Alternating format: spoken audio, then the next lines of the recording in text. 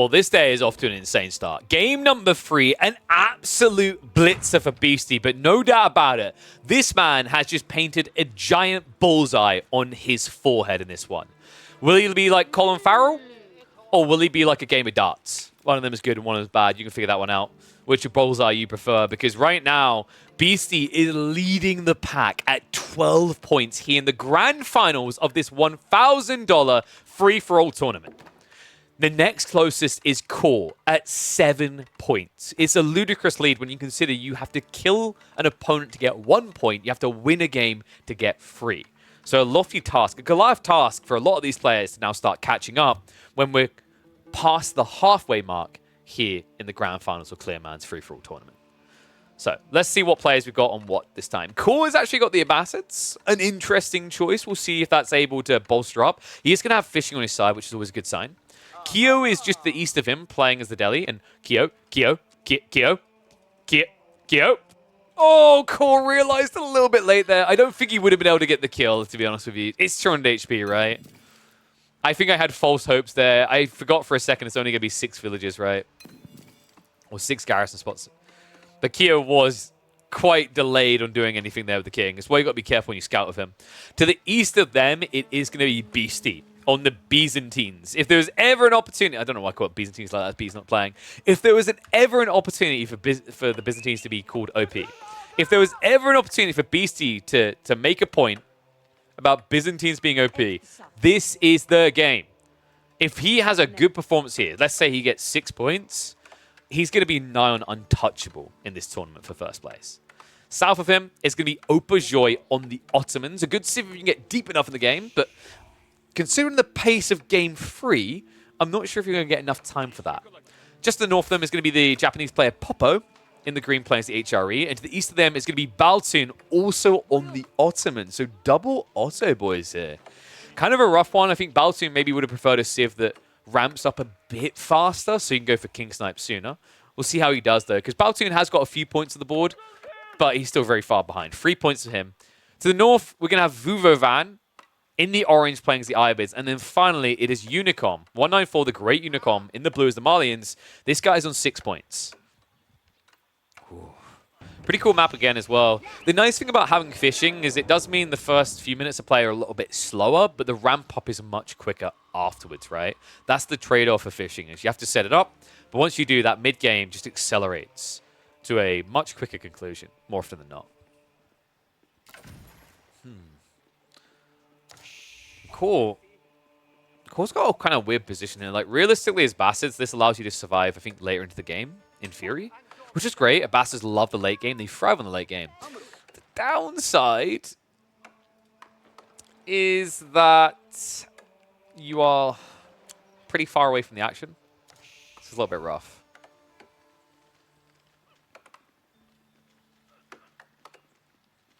Okay, so I just got confirmation in. And I don't think Baltun's going to be happy about it. Opajoy's transport ship apparently missed Popo's ship. And then accidentally went to Vuvovan's base. So it is not going to be a point in game number 3 for Baltun for that kill. It's only going to be the 2 that you got on the board. And Vuvovan rather is going to be getting a point. This is not my decision at all. I'll just simply say that. This is the decision of the admin team. What am I playing in the background? There we go.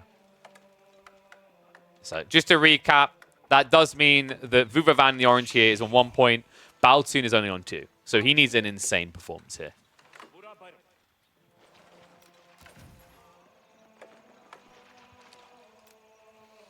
So interesting kind of mingling going on as well, by the way. Core is going to get a very safe start here to just gather up on the west side. No one is contesting him at all. But yellow, pink, and purple are very cozy together here on the shoreline. I think we're going to see some blood spill pretty fast in this one. Ooh. Okay, that's an intriguing idea. What if we see yellow play into castle fast and then go Grand Galleys? Because remember, Grand Galleys we weren't really seeing players use it much for it, but they are military schools. So you could ramp an army in them. These two are so far away from everything. This is actually really intriguing, guys. If Unicom can win this northern fight, this is a very cozy position for the Malians. 250 pop is what you want to hear early on as a Malian player because you're a Zerg Civ, right? So you rush castle, you deal with one player, and then you flood to 250, make it mass sofa, have some shoreline fish to buff you up further, and then you just send it to the south. This is a really strong play. We've seen this out of a lot of cavalry civs. In particular, French and Jeanne do this really well, where you just mass a line of 40+ heavy cav, and you send it to the opposite side of the map. The logic is that you can always find these free king kills between players fighting, and there's no blowback on you, because no one's going to be coming across map to deal with you. Most of these civs are going to be reacting with defensive units like spears, and thus they're going to be stuck in their base.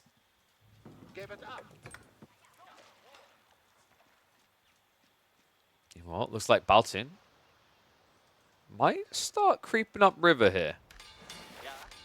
So it looks like he's going for a scouting maneuver. I love this. Remember, fishing boats have pretty good line of sight, so you can see what's happening upriver. And that means that Baltin is going to understand his first target in mind. And no offense to him, but Popo has been an easy target for these high-skilled players, right? Popo is definitely no pushover. We've seen what they're capable of, but it feels like your Baltins, your Beasties, Unicoms, and so on are just playing at a slightly faster pace here. We'll have to see if he's able to do that against the HRE. The negative of Green's choice here is he's ultimately going to be looking for relics, and that's double-folding his issues. First of all, if Baltun sends it on you aggressively, you're not going to have units to defend necessarily. And second of all, did I say first of all or second of all first? Second of all, the relics are nowhere near him. And BC has 1 gold, folks. He's setting up defenses on it now. We have got the Hippodrome on the way. Makes sense. Once again, if you're going to be fishing, Grand Winery is probably not the forte you're looking for. And I think this game's going to play out so fast that having to go full Olive Grove transition would be a negative anyway, right? That's the truth whenever your opponents have fishing. Because you have to think of this as like a TC for food. But you can build loads of these, right? Like, think about the cost of going for a town center itself. 750 resources. Or, just a thought here, you could build 5 docks. Choice kind of seems obvious, right? Like, sure, villages produce in 20 seconds, fishing boat takes 30, but it's not really close when I'm basically able to produce, well, at least, I think, what's the calculations work out at? I think it's like 3.5 for every 1 villager you produce. It's pretty high. So Tech-Up's coming out. And that's intriguing. Unicom goes for a multi-TC build with the Malians. He even toggled onto the Mansa Quarry to get a little bit of extra stone to work with. In fact, I'm starting to think Unicom might be going free TC. To his east side, we are going to get the industry wing play here out of Vuvavan. So potentially a similar idea around multi-TC. It could also be that Vuvavan is planning to go for an all-in timing to attack blue. He has scouted him. He does know the Malian players here. And with all this wood, you could easily set up double archer range and get some rams going as well. Yellow, meanwhile, has walled himself in. What's the Madrissa play? And we have military schools coming in really early here. I'm not a big fan of military schools in general in Feudal Age. I don't think they really return anything of value. And right now, you kind of need extra boats to kind of push on water. So you're taking away from that anytime you add a military school in. In fact, we can kind of see that from Baltune, right? He's just sticking to the water. He's pushing there. This ship's going to start moving in. Watch ship. Baltone a little bit slow on the pull away. Does take a clipping of damage. The counter demo does come in. It's semi-decent hit. Wasn't able to get the direct onto the Springle ship, but does heavily injure the galleys. And a slight overextension out of Popo. So 2 heavily injured defensive archer ships. He's got a 3rd one on the way, but that means he's very weak on the Springles. What I'd love to see in these type of situations is actually just, you know, kind of a ram built on land. The problem is it's so expensive in this situation. You'd have to spend 100 wood on the blacksmiths, and then you'd have to buy siege engineering, and then you'd have to build a ram as well. But I think if Baltun can get a big enough edge on the sea, it could make sense. And it also kind of preps you for a land assault anyway. There's only so much you can do on this pond here. Meantime, cool. Has rushed the tech up, so Teal's already gone up to Castle Age, and it's going to be Military Wing. So Camel Riders ready to play. And we have got Mass Golems. He's looking for a kill on Kyo quickly here. Compound Defender is on the way, but Kyo right now does not have quick blacksmith attacks. He does not have any land units whatsoever. He's in trouble. In fact, I think he fought with Beastie on the water side, which means he's got nothing to defend him on sea or land. You know, a little bit of a stalemate for the time being.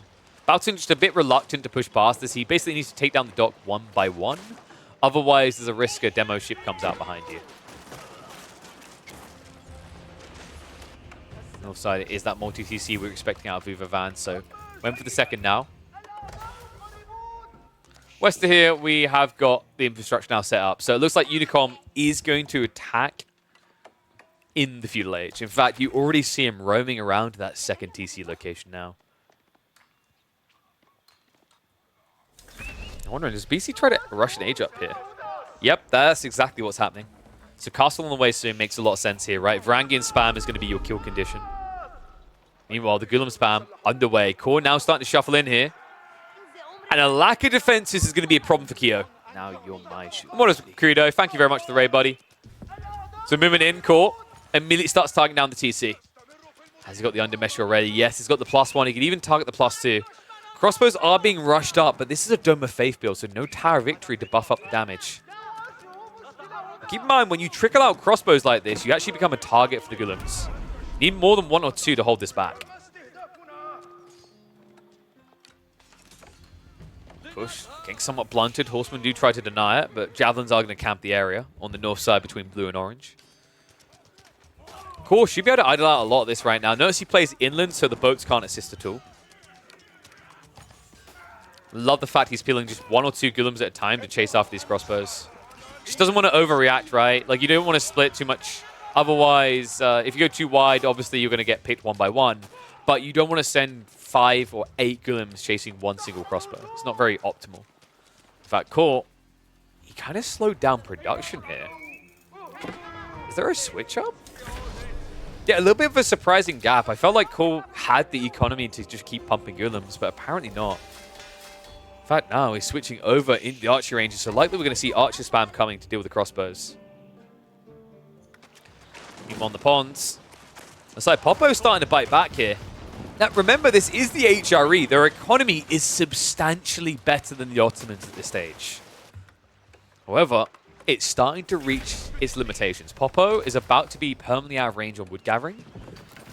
And if Baltoon can at least hold on up to that point, I'm going to start favoring him here, because the fact he's not dead yet kind of speaks volumes here, right? The fact that HRE wasn't able to get that edge over him shows you that Baltoon is clearly doing something better in these fights. On north side, we now have Vuvavan starting to circle back towards Unicom's base. And Unicom has been a bit too greedy about this.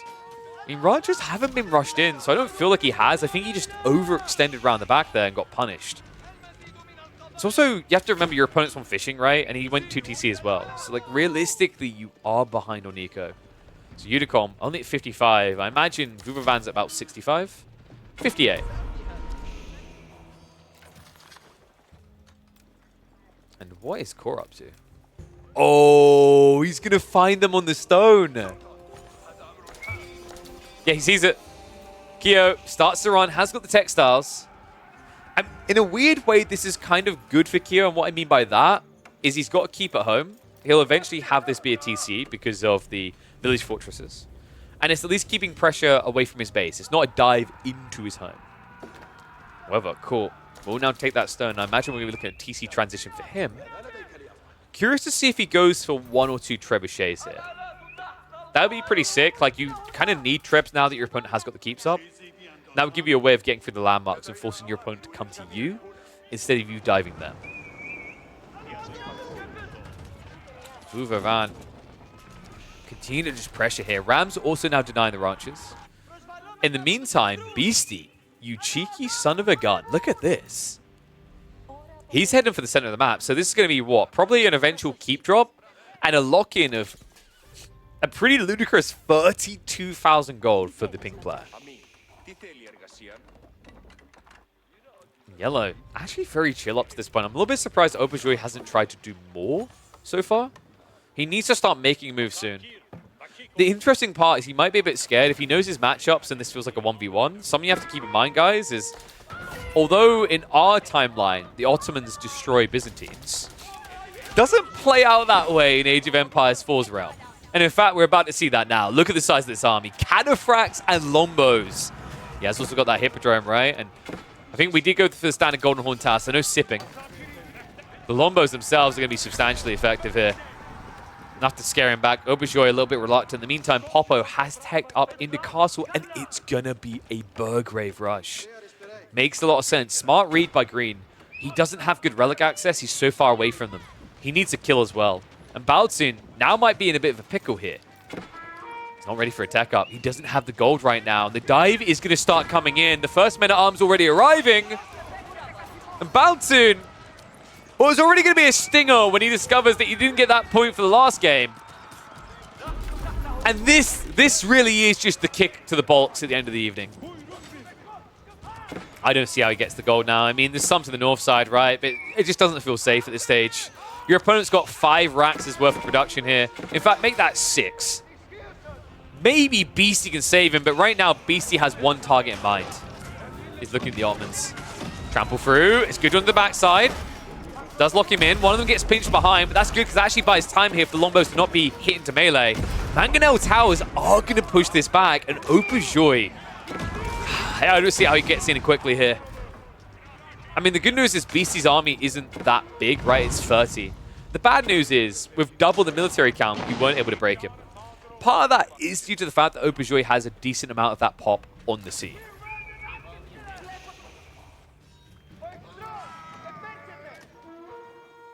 He's starting to circle. In fact, what? Oh my god, Core, come on. What a read. He goes north. So Core, he's denying one of his biggest competitors here. Remember, Unicom is in 3rd in the group, whereas Core is in 2nd in this grand finals, right? So getting rid of Unicom now guarantees you at least keep that 2nd place quite comfortably, while also getting a kill on a king and a point on the board. Vuvavan is now trying to move in to do something about that, but he's feudal. And he's against Masculums. It's not a good fight for him. More on the way as well. He's sending everything north side. Meanwhile, Beastie's sending everything south into Yellow's base. Auberjoy up to 80 military now. Beastie says 28, but I guess you could add an extra 10 for these outposts. They are that ridiculous. It's kind of wild, actually, that Auberjoy can't win these fights.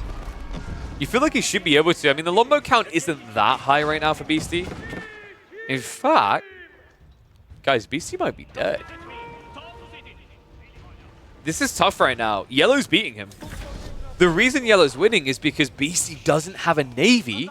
He's about to lose his fishing. He didn't go Grand Winery. He hasn't got that standard timing into Castle Age where you have 20, 30, 40 Lombos. That doesn't exist because he doesn't have the inflated berry count. Top of that, now having to waste all this stone to build up here, right? Like, your problem's now going to be at home. Beastie has a long and hard road ahead of him. Unicom, not so much. His day is going to come to an early finish, I think.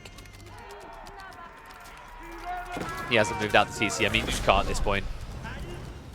Kyo in the meantime. What? Delhi went Imperial. I did not have that on the bingo card. You can see the hesitancy here, by the way. Like, notice that Core isn't just rushing down the TC. It's because Vuvavan keeps coming in. And Vuvavan has range units, so he doesn't want to give him a chance to snatch the king kill. But this won't stop, right? Like, Core has got fishing, and it is deep water fish, so it will never run out. Got plenty of gold as well. Like, you can see on the map, there's just so many veins around him. Hopper, meanwhile. Oh my... What? He lost the water. I can't believe... He lost water. So Popo's Burgrave spam doesn't work. What a turnaround here. Bautsun. We didn't check on this for a while because I thought it was just going to be a trickle of troops to shut everything down. But Bautsun now, with fishing eco and Popo without, means the Burgrave rush comes to a halt. And that means that Popo, after 4 games, now is going to constantly be first or second out in these games and remain on 0 points. Balsoon getting some much needed scoring on the board. I can't believe that's incredible. Meanwhile, Guillem's now engaging. It looks like Lancer upgrades came in. Vuvavan did move up into Castle Age. The second TC did get actually garrisoned here. Unicom. This is tough, right? Like, Unicom, in a way, doing this is like, it's beneficial, right? Because if Vuvavan gets the kill, it doesn't increase Core's score count. Which means that you at least stay competitive beyond first place here on scoring. And this is a difficult one now, right? Like, Mass Guillem versus Mass Camel Lancers. That's the default win for Camel Lancers. You need spears ASAP. He's got crossbows coming. Actually, I guess that could work. Crossbows does make sense as well. But my worry is maybe having enough burn power to get into these buildings. Meantime, Fleet is basically going to be thrown away, but I don't think Baltoon cares about that. They've served their purpose now. Popo, with the last-ditch effort to defend himself here, has got a group of men-at-arms together. The Sipahi and Lancers should be able to contest that. In fact, they're all dead. I don't think there's any way out of this situation for Popo now. Meanwhile, Beastie, he's still pushing in. He's winning. What? I'm baffled as to how he's doing this right now. Openshaw is up at 98 military. I think it's the Mangonel Towers. This is insane. Like, this thing is not balanced, guys. The reason this thing is not balanced is because for some reason, ranged upgrades affect it. 7 + 2. That's a lot of extra firepower coming in this defense that makes it so effective. And look at the army wipe! Opajoy with the ambitious dives here is costing him dearly. And CGQE is coming about in an ugly way again, guys. It's the mass mango spam. So guys, it's not 3 mangoes in this fight, it's 5. North side, Orange is trying to dive in to try and get that finishing touch. Core did have to slow down, but we now have Raxus on the forward, so it'll be quick to reinforce here. Even adding in the mangoes now. And that's going to be it. There we go. He goes down. Court trying to shuffle across to an outpost here. Baltoon able to get a kill in game number 4. And that means Popo will remain, or will feel like an eternity at the 0-pointer here. But Baltoon improves now up to 3.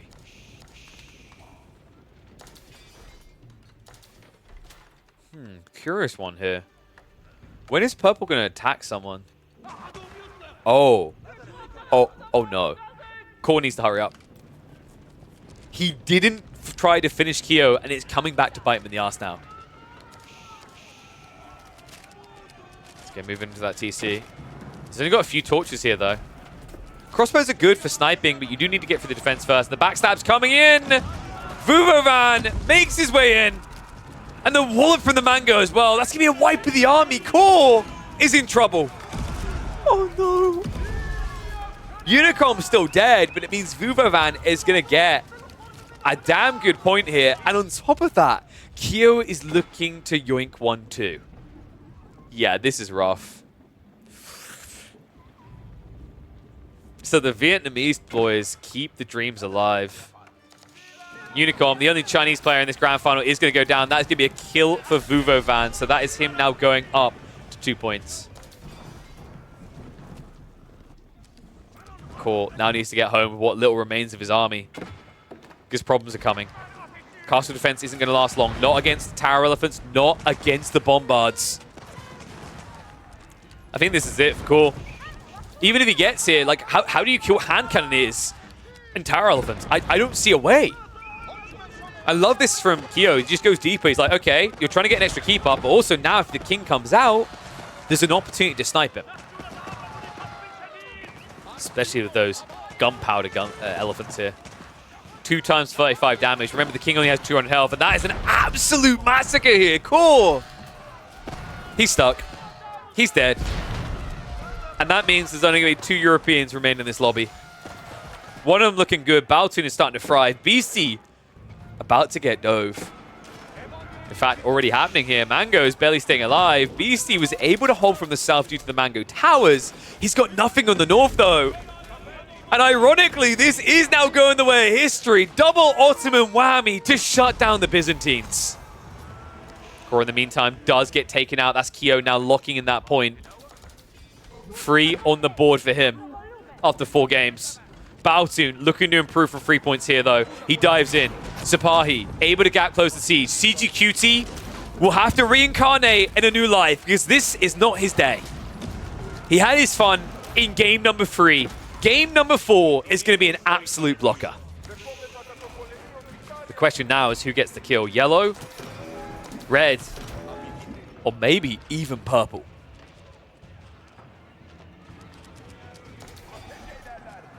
Baotoon needs a better wave. Janissaries are now on the way.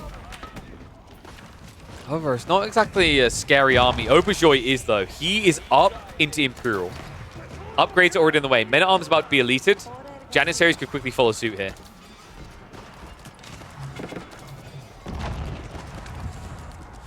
The irony is that we had a Byzantine player in a Constantinople position last time, and we've kind of got it again, haven't we? Although I don't remember the Delhi historically being involved in this.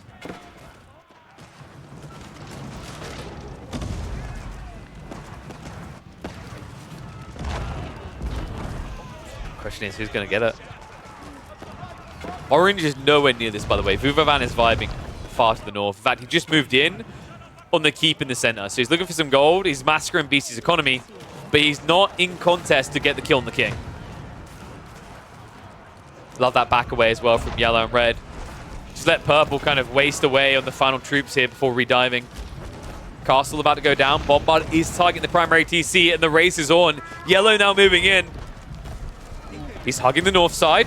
He knows where the king's going to pop out. He's got enough Janissaries to instantly get the kill. The trebuchets are speeding this up as well. This is going to be tight. Janissaries need to break away, though. Baotoon a little bit too late, and it's looking like another kill for Kyo. King comes out. Target comes in, and that is it. Another one on the board for Kyo. A man who should have, by all rights, been dead about 10 minutes ago is now thriving in Imperial Age as the Delhi.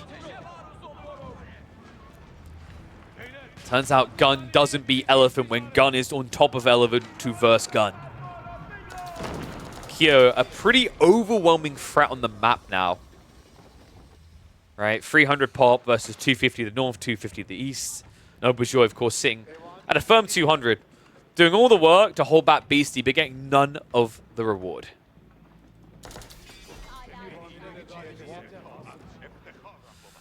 I think in hindsight, Core is probably looking back at this wondering, why didn't I just do it?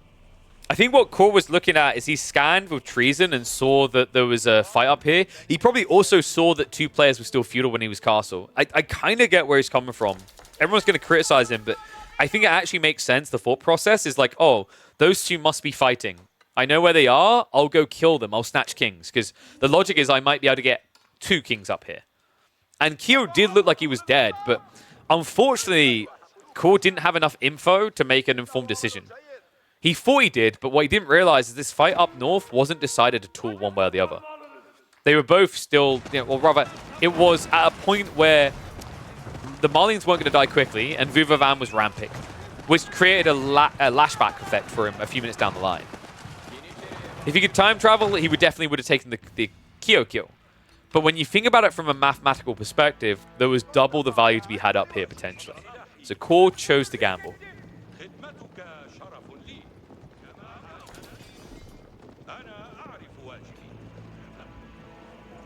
Kyo, look at him now. Good God. 3 tower elephants. 8 gunpowder elephants. 32 hand cannoneers. 33 men-at-arms. There's no hope for Vuvavan. He's dead. The only way he survives is if Auberjoy rushes into the Delhi base and snipes Kyo's king. Which just doesn't seem very realistic here. Instead, Auberjoy is going after Baotoon. Wait, really? I guess Baotoon has some points, but like Kyo has eclipsed him now, right? Like I'd actually say Kyo is the big threat. Both of these Ottoman players should be targeting him.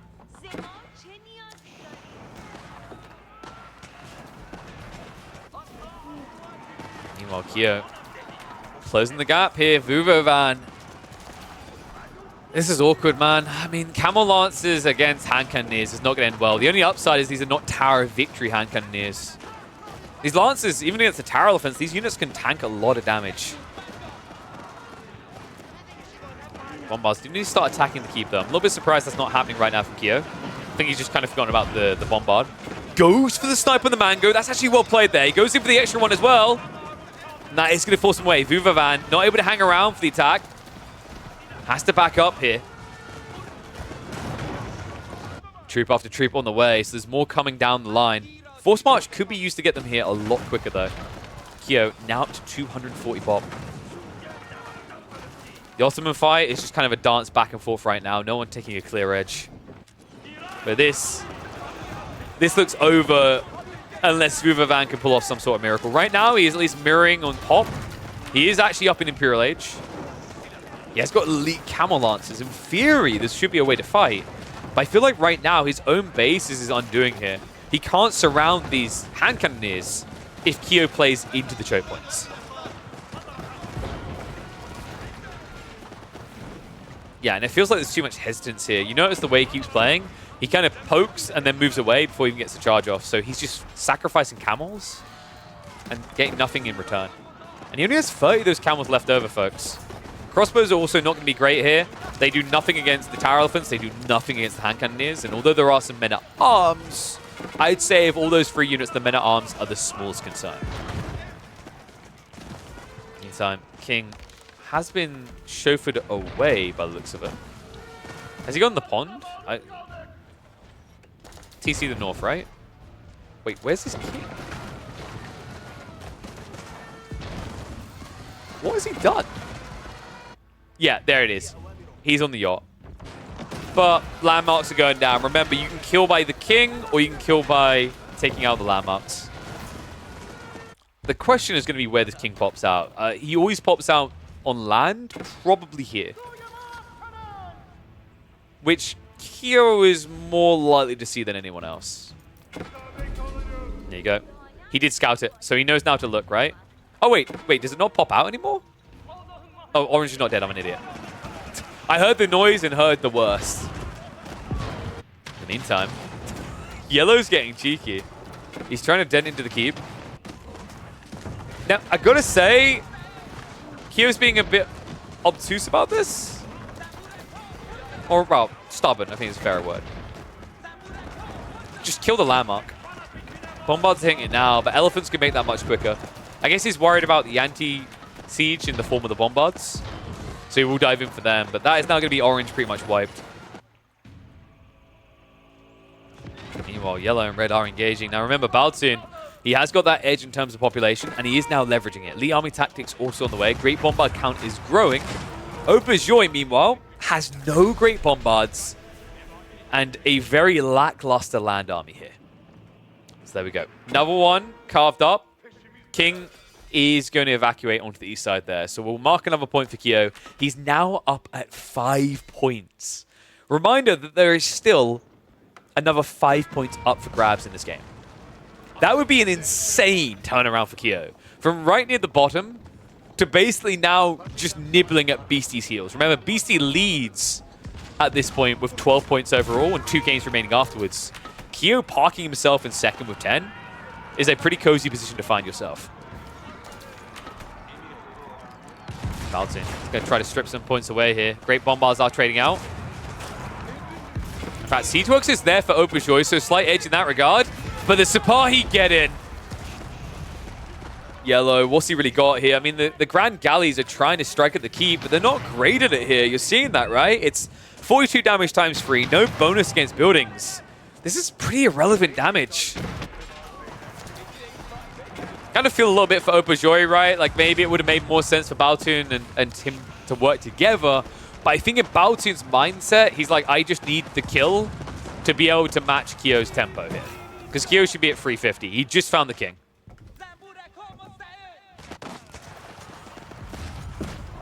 So Baltun, he needs this fast. A backstab is clearly on the way. You can see Kyo is now moving east side. Auberjoy, I think he's retreated with the king, right? No. He's still sitting in the TC. Seagate Castle is about to go down, though. Great Bombard, not able to escape either. Men-at-Arms achieve it with the dive. The siege should now be creeping up. Meanwhile, Byzantine getting an early warning here. Villagers do discover that purple is on the move. So Byzantine needs to wrap this up ASAP. Oh, that's crazy as well. Openjoy has been trading cross-map with Kor's corpse. So 55-55. Not bad, but I just don't think it's going to matter for him. Byzantine, he goes in for the kill. TC now being targeted. King has not come out yet. Now, there is a window to run away with the Great Bombard timing because they have a very long reload here. Right now, Byzantine isn't breaking through with the infantry ASAP. It's going to be tight. TC down, though. King has to run. Auberjoy making his escape. In the meantime, Kyo making his move. Mass elephants now on the way. That's insane. How many are we up to? 11 of these gunpowder elephants. Bombard's trying to blitzkrieg. Reinforcements starting to get caught. It's now or never. He needs that king kill, but the king is just running far, far away here. Auberjoy walks off to hide near the dock. Yeah, this needs to be a dive. Byzantine, I don't think you can mount a defense quick enough here. Your army's out of position, so the best thing you can do is snatch a point away from Kyo and at least improve your position on the boards a little bit. In fact, it looks like he's just trying to go for the landmark snipes here to guarantee that. However, the Mehmed Imperial Armory is being ignored right now. Traders, I don't know why. Okay, I don't know why he's targeting traders right now. Scan just came in. Kyo knows about the kings. Baltun has shifted his away. But his landmarks are all in one location, so he could easily get sniped out here.